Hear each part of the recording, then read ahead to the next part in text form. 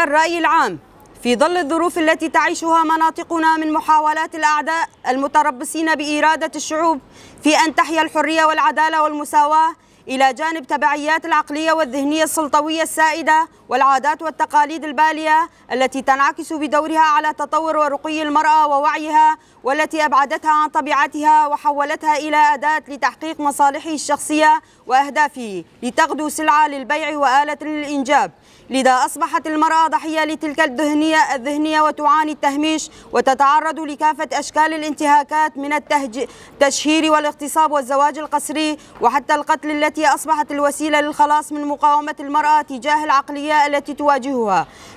ففي مواجهة كل الضغوط والعنف والعبودية التي تواجهها النساء الآن، يمكن للمرء القول بأن النضال والكفاح الذي تقوم به المرأة والمقاومة التي تبديها ضد هذه الظواهر في إقليم شمال وشرق سوريا قد لاقت صدى على المستوى المحلي والإقليمي والعالمي، مستلهمة في ذلك من المكتسبات التي حققتها ثورة المرأة. وأمام هذا المشهد من التطور الذي تحققه المرأة، لا يخلو الأمر من التحديات والصعوبات والترهيب ومنع مشاركتها في بناء المجتمع والتعرض للقتل وتحت مسميات كثيرة، ومنها جرائم الشرف وأيضا الانتحار الذي يحمل في باطنه جريمة مخفية.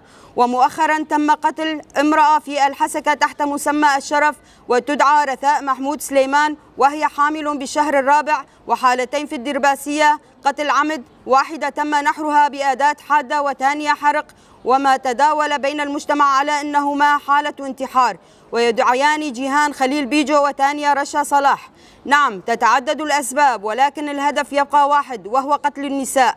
فقتل المرأة تعني قتل الحياة وقتل نضالها التاريخي وقتل كل الإنجازات التي حققتها. فالمرأة هي مصدر الحياة الحرة، فبدون حرية المرأة لا يمكن للمجتمع أن يكون حرا ولا للطبيعة أن تكون جميلة. وأغلب الأحيان يقوم القاتل بخداعه الماكر من تضليل العدالة، ويحاول قدر الإمكان أن تكون القضية لصالحه ويخرج حرا طليقا بعد أن أزهق روحا كان من حقها أيضا أن تحيا.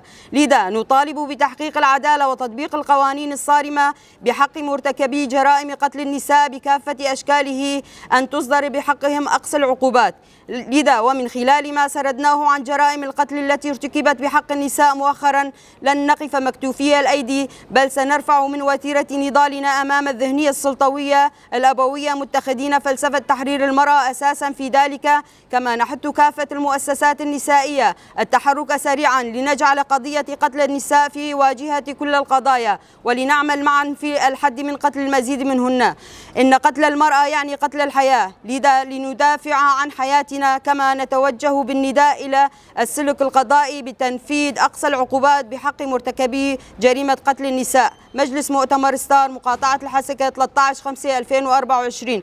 جنجيان آزادي، جنجيان آزادي، جنجيان آزادي، جنجيان آزادي. لا لقتل المرأة، لا لقتل المرأة، لا لقتل المرأة. لا لقتل المرأة.